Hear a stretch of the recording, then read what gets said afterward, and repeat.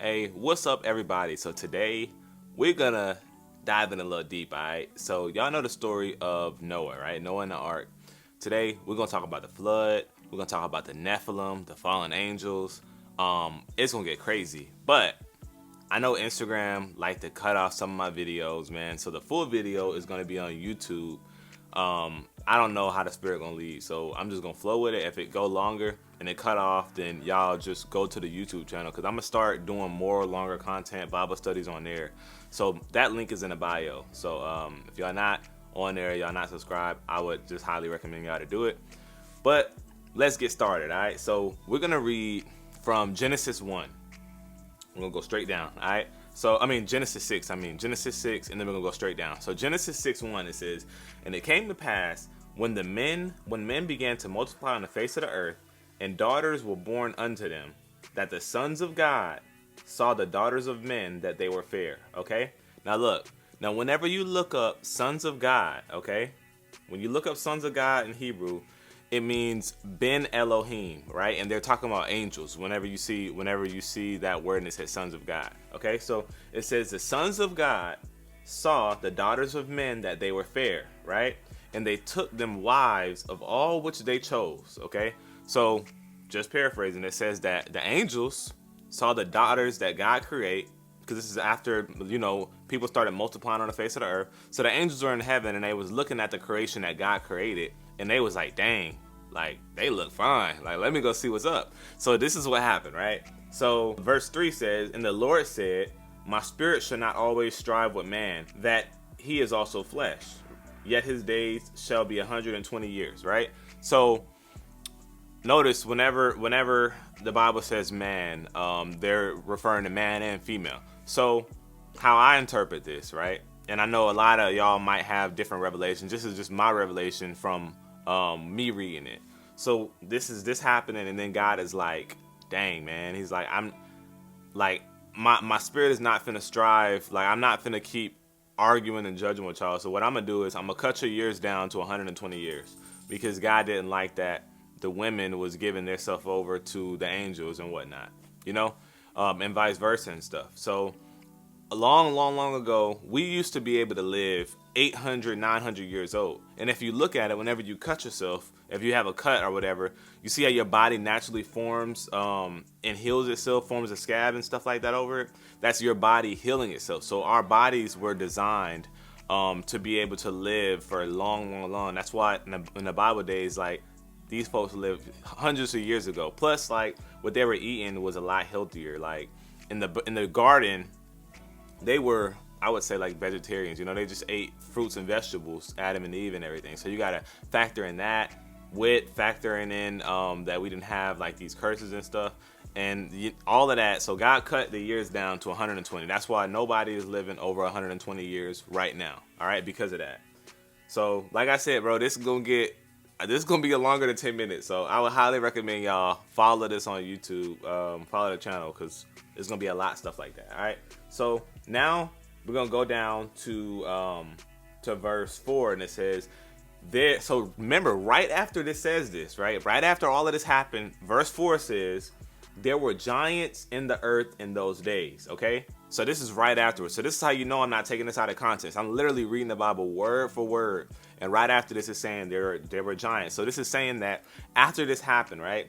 So whenever the angels would have sex with the daughters of man, then they reproduce giants, okay? And then it says there were giants in the earth in those days. And also after that, when the sons, and then it's further saying it to let you know, it says, when the sons of God came unto the daughters of men. So this is saying when the angels came into the daughters of men, they produced giants, right? And it says, and they bear children to them. The same became mighty men, which were of old, men of renown. So whenever you look up mighty men and stuff, that's like ancient men, right? And they said men of renown. That's well-known people, famous people. So now that's why whenever you look at these movies and cartoons, you see like Hercules, Zeus, and all of this. These were actual, in my opinion, right? I believe these were like fallen angels. These were Nephilim that people worshipped. And that's why you got, it's a lot of paganism. Like, whenever you see these people and they worship these pagan gods, there were actually fallen angels that they were worshiping. That's legit. And actually, too, to further prove this, these are pictures of real pictures of archaeologists digging up and finding these huge giant bones, right? These were Nephilim. These were the offspring of the angels and the daughters. This is legit, right? This is right here, but people cover it up, you know? So I'm here to expose this stuff and let y'all know, like, bro, this stuff is real, all right? So, all right, and verse 5, right? And God saw that the wickedness of man was great in the earth, and that every imagination of his thoughts, of the thoughts of his heart was only evil continually, right? So this is saying that God's seen this. God is like in heaven, and he's just like looking, and he's just thinking like, dang. Because, man, God is relatable. God is relatable. God is real. And it says that God is looking at this, and it's like breaking his heart. He's like, dang, man, I created this creation. Because you got to remember, right? So God created us with pure intentions. Yeah, God is all knowing, but he lets us have free will to do whatever we want. Because I get a lot of comments, people saying, man, if God knows everything, why would he allow this to happen? Why would he create and why would he do this? Look, God is all knowing. God is infinite in wisdom, but God is a gentleman. God has the best intentions. Like, if I was a all powerful, all knowing God, why would I create these people and force them to do anything? That's not God's character. God is love. So love, the perfect and purest form of love, is I'm going to create you. I'm going to give you everything you need to live right. I'm going to tell you how to get to me, but I'm going to let you choose it. I'm going to let you choose it because I'm a gentleman. So this is what God is doing, right? So this is what verse 6 says, and it repented the Lord that he had made man on the earth, and it grieved him at his heart, right? But this is the thing. Whenever God used that word repentant, when we look at that word, it means naham. I hope I'm saying that right? And it means to be sorry, right? To be sorry. And it grieved God. So it says that, you know, when God seen this, God was grieved that he made man, right? And it doesn't mean that God made man in error. It just in an error, it just means that, you know, God made man. He gave man and woman free will, and God was hoping for them to do something other than what they did, and it hurt God's heart, and it was like, man, I wish I would have never even done that, right? So that's all that's saying, right? So verse 7 is saying, and the Lord said, I will destroy man whom I've created from the face of the earth, both man, beast, and every creeping thing that and the fowls of the air, for it repented me that I have made them. Like, for it hurt me that I made them. You know, that they did all of this, right? Because notice this, God created man, God had perfect intentions. Whenever he created anything, he said, this is good. So originally, when God created man, and he spoke everything to existence, it was good, right? So God didn't do nothing wrong. It was us that did everything wrong. Whenever the angels started coming down and sleeping and corrupting all of mankind. So they actually corrupted the things that God made pure. And that is something that caused the flood. Because God said, all right, y'all messed this up that I created. So what I'm going to do, I'm going to erase everything and start over again. Right? So this is what this is. So that's another reason why the flood happened. So God can erase all of that and start over again. All right? So look. So verse 7 says, and the Lord said, I will destroy man whom I've created from the face of the earth, both man and beast, and the creeping thing, and the fowls of the air, for it repented me that I had made them. And then verse 8 says, but Noah found grace in the eyes of the Lord. These are the generations of Noah. Noah was a just man and perfect in his generations. Now look, two things. It says Noah was a just man and perfect. A lot of times when we read that, we think that just means perfect. That's not true. The Bible clearly tells us that there's no one perfect, not one, right? So the Bible doesn't contradict itself. The Bible tells us in the New Testament that nobody's perfect. So whenever it says Noah was just and perfect, it's separating it purposely, telling you that Noah was just, like he had good intentions, but he's perfect. Now let's look up what that word perfect meant in Hebrew, all right?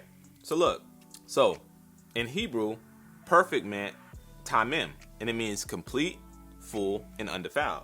So whenever it says Noah was perfect, that means that Noah's DNA was genetically perfect. Noah was not half human, half angelic being, if you would say it. You know, Noah his DNA didn't get tampered with when the sons of God started going down messing with these daughters of man and started reproducing these Nephilim, right?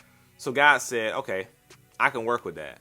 You know, his DNA is good, and he, you know what I'm saying, and he's living right. He has good intentions. I could work with that. So I'm gonna get him and all of his people, and I'm gonna put them on this ark along with male and female of all the cattle, and then we're gonna reproduce, and we're gonna start it over and reproduce it again with Noah's kids, right? So this is what's happening. And it says, verse 10 says, Noah begot 3 sons, Shem, Ham, and Japheth. That's his 3 sons. The earth also was corrupt before God, and the earth was filled with violence. And God looked upon the earth and beheld it was corrupt, for all flesh had corrupted his way upon the earth. So that's another perspective of the flood, right? So yeah, it was like violence, it was all of that stuff. God flooded it, but this is another reason that God flooded it, because of all of this stuff. This is me giving you Bible. This is not nothing I'm making up out of my imagination. We literally read from the top of Genesis 6 to the bottom, right? So nobody can say that I'm adding to or taking away from the Bible. Nobody can say that I'm taking it out of context, because I literally read it right before y'all eyes. So this is just open perspective, man. And this is why God made this promise with Noah, and that's why you got the rainbow, because God promised that he would not do this again. God promised that he would not flood the earth again. So he says, I'm gonna make a rainbow in the sky, but next time I do it, it's gonna be with fire. That's why you're reading the book of Revelation, and that's why the world is saying global warming is happening, because they want to condition you that it's getting hotter and hotter. But no, prophecy is just fulfilling. God says, when I do it again, it's gonna be with fire. But look, let's get deeper, okay? All right, so now we're gonna talk about the angels. If you're reading the book of Jude, they talk about the angels that didn't keep their first estate, and now they're being held in the bottomless pit until the day of judgment. These are the angels they're talking about. The angels that came out and did this and had sex with these people. The Bible doesn't contradict itself. The Bible is always going to confirm itself in different aspects in different areas. And this is the deep part, right? So you know how the Bible says that just like in the days of Noah, it's going to be like that whenever Jesus returns? Think about it. It was tampering with DNA back then. You know, it was angelic beings coming down, messing with God's perfect creation and tampering the DNA. What do we have now? We have human cloning, right? Human cloning. We have like all of these people, Elon Musk trying to do stuff with artificial intelligence to do stuff with the DNA. Like all of this stuff is repeating itself. It's just different technology. You know what I'm saying? So we are definitely in the end times, man. Get your relationship right with Christ, because this stuff is happening. And with the government, what they love to do, they love to use these different words, and they love to plant this fear and stuff inside of you.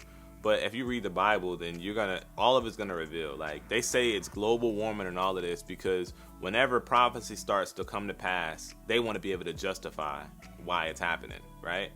So that's just my take on it. Comment down below. Tell me your thoughts. Tell me if you love longer content like this, man. I love y'all. Stay blessed.